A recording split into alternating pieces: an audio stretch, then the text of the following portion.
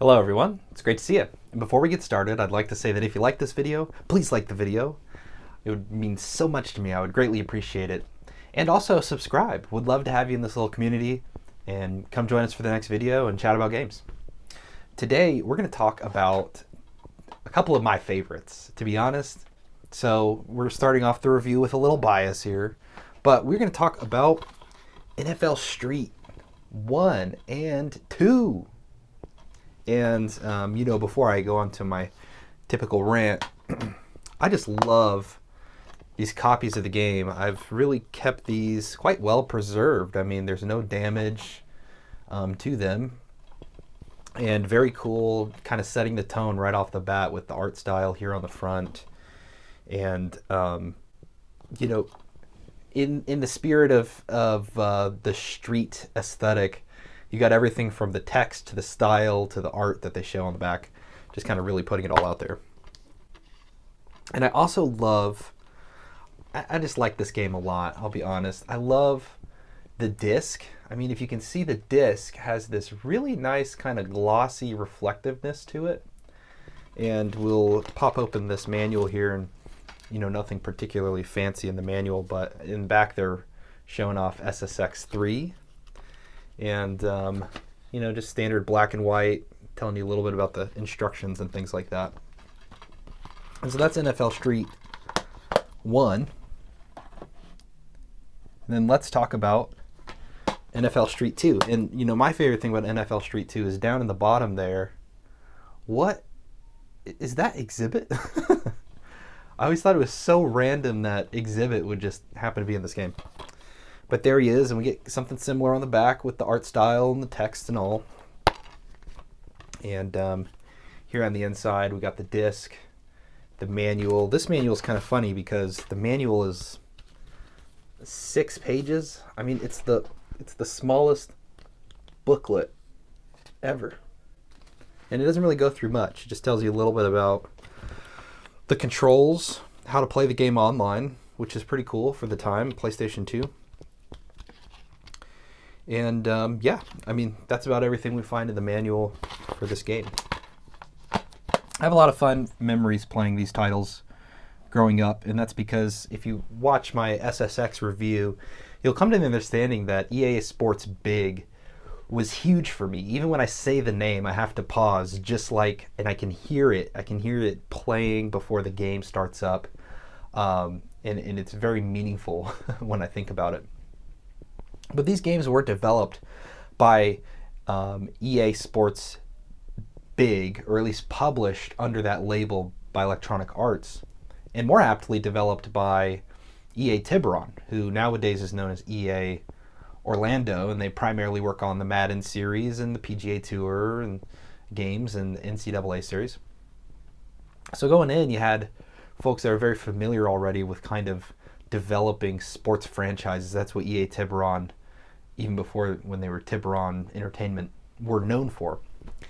And the label itself really started with this guy, Steve Rechtschaffner. I think I'm saying that name right.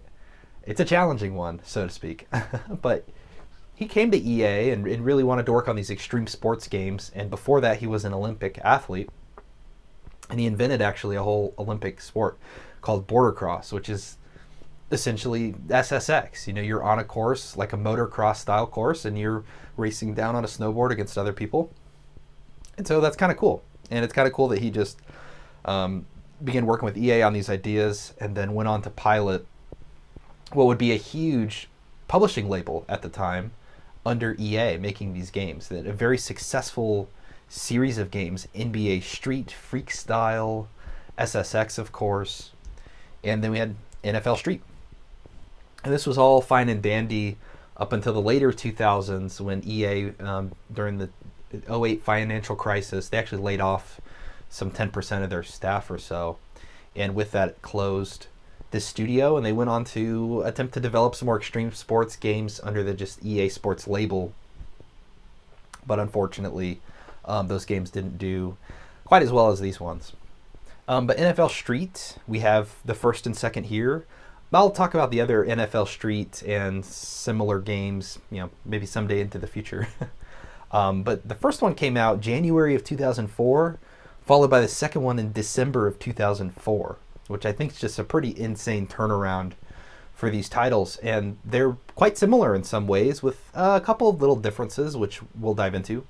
But that's why I decided that we would just talk about them together as opposed to, having one or the other and so on. The game's reviewed pretty well. The first one sold over 1 million copies, so it did quite fantastically. And it's, as you can imagine, a football game. It's 7-on-7 football. The real defining factors are in the street aspect of the title. So players are dressed much more casually. You can wear like jerseys and things like that, but much more casually. And they play on arenas that are maybe like a junkyard, or they have some more fancy ones where it looks like you're on a beautifully tailored and taken care of field and so on and so forth, but in a more street environment, so to speak. You really just get some of the basics of football here, less the penalties, the fouls, the injuries, and kind of removing some of these aspects makes it really really fun and fast to play. We'll talk a little bit about that, but otherwise you just choose an offensive, defensive play, you go for it, and you enjoy all the little aspects that EA Sports Big and EA Tiburon brought to this gaming experience. And it's really that atmosphere that makes these games so fun to play, even to this day. And so, kind of starting with the story, we'll talk a little bit about one, and then we'll compare the other. So, in the first game, there's not really a story. There's a main game mode, which is the NFL Challenge. And what you'll do in the NFL Challenge is you will create a team. This is the core campaign. So you create a team, and then you will send that team through a series of challenges, and you'll play against other teams, sports teams as well, licensed franchises. And you'll beat them, and then over time, you'll grow this all-star sports team, football team, of these 7 whoever players you choose. And that's about it.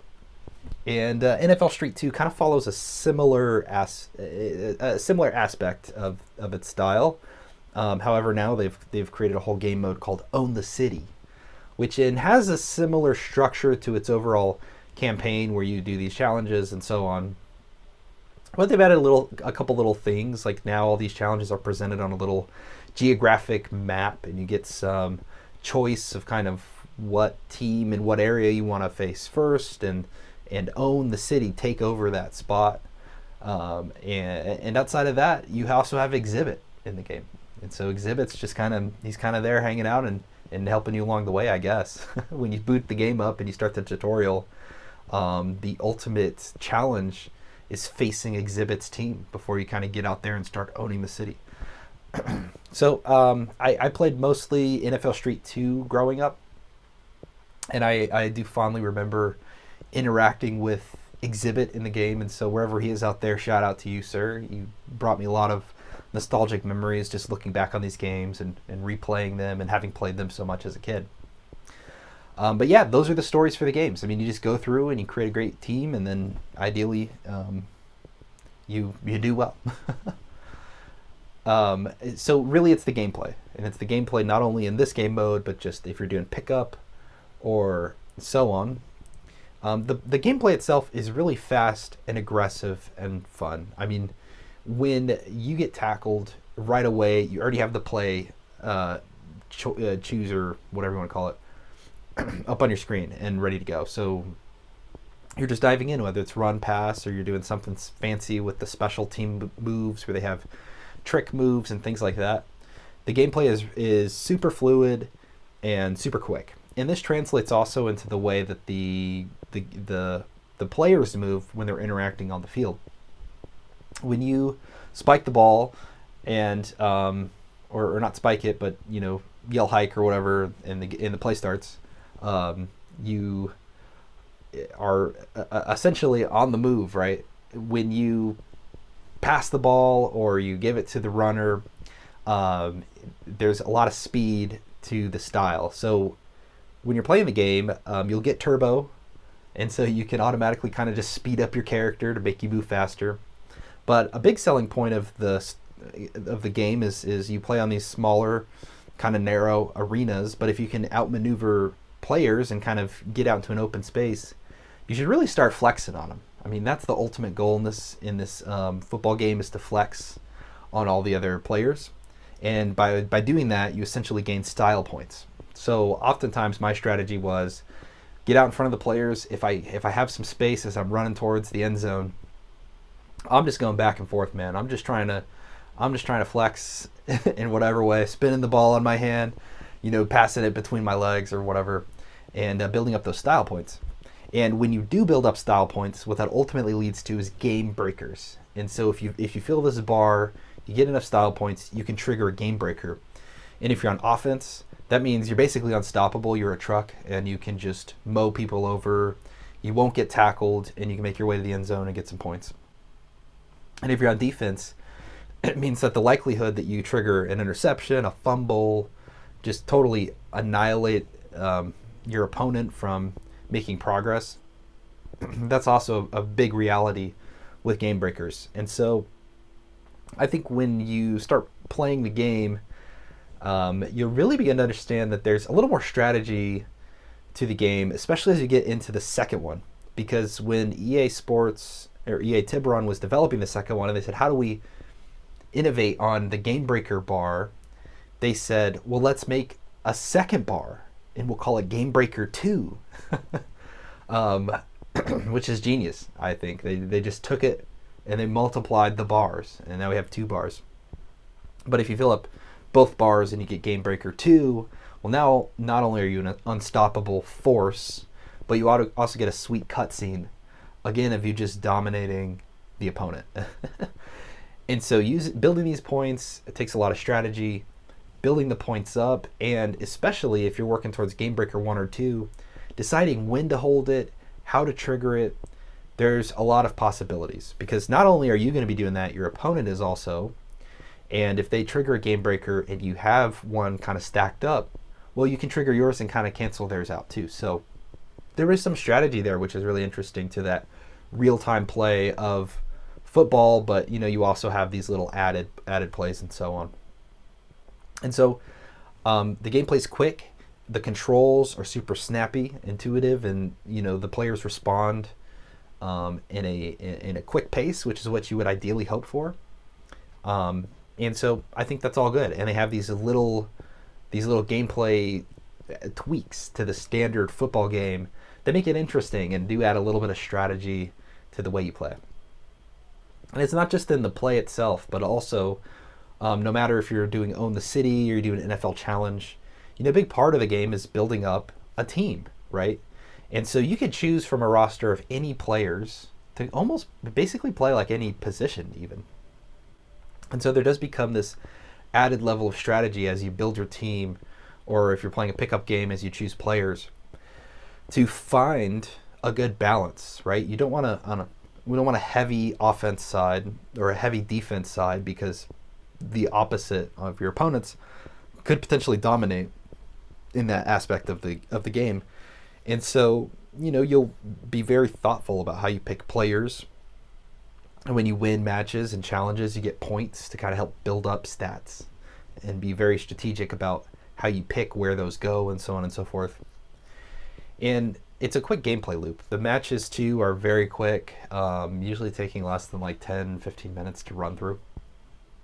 And so I did very much enjoy that compared to playing, a standard Madden game of some kind. And so even today, as I'm picking these up and I played through them, I was having quite a blast. And that's kind of the whole gameplay loop. You'll start the match and you'll choose a play and you'll run the play. You'll run off some walls. You'll do some tricks with the football to get style points, and then you'll execute your game breakers. But all of that is very, very addicting. I think that a game like this could serve easily as sort of, I don't know, a mobile game or a total reboot. Like, just take this game, port it onto modern consoles, like they did with Star Wars Battlefront, and enable online mode, and you essentially have I think, a huge seller. But who am I? I mean, I'm not an EA executive. How can I tell you? A couple other things I want to talk about is graphically and visually what the game looks like. I've always really enjoyed that the game has a very kind of cartoony style to it almost. It's very colorful. The characters are really kind of blocky and kind of like I don't know. The way they stand is just hilarious. It's very if you're familiar with rigging, which is the type of work you do on a 3D model when you're setting up all of its joints and so on, they seem really stiff, so to speak. They have their arms kind of jutted out and they're ready to play football, I guess. But I've always really enjoyed the way the 3D models look and the animations run in the game. And you know, all that comes back to, again, there's a really cohesive design choice at the front of this game, which is to make it feel and play crazy and aggressive, and I just think that's a total blast. And yeah, still enjoyable to look at. And I think it looks nice on a PlayStation 2. It also looks nice on an emulator. And so, and I think because of the fact that they have this more cartoony style, really adds to its longevity in terms of just looking at it, because games of that nature just don't seem to age in quite the same way. So really enjoyed that. And then the final big piece I wanted to call out is just the music of these two games. Straight out of my childhood, straight out of the 2000s, you get this very over-the-top, hype, hip-hop, metal rock. If you're familiar with 2000 music in any respect, you'll know exactly what I'm talking about. And I had a lot of fun just enjoying being back in such an atmosphere. It's an exciting and fun soundtrack that I don't know what modern audiences would say about it, but I personally found to be super exciting and a blast. The games are simple. There's not anything too over the top to analyze about them. They're fun to play, they're exciting, and I think that everybody, if you own PlayStation 2 games or you're building a collection, should absolutely have these games in your collection, because whether you play them now by yourself, with friends, in a pickup, on the campaigns, they're just fun. They're just fun. And if I could recommend one for people to check out, it's not mechanically, NFL Street 2 has a couple cool things going for it, but NFL Street 1 is just overall a cleaner, more simpler gaming experience. So that's probably the one I would say is most recommended. All right, cool. Well, those are my thoughts on NFL Street Volume 1 and 2. I really do love these games. I'm curious if you feel the same. Did you grow up playing NFL Street, or are you just discovering this for the first time? Please share your thoughts, and as always, I really appreciate you watching the video. Would love if you would give it a like and would consider subscribing. Come join us, and every week I'll be chatting about games here, and look forward to seeing you. All right, well, until next time, take care, stay well, and I'll see you then. All right, bye guys.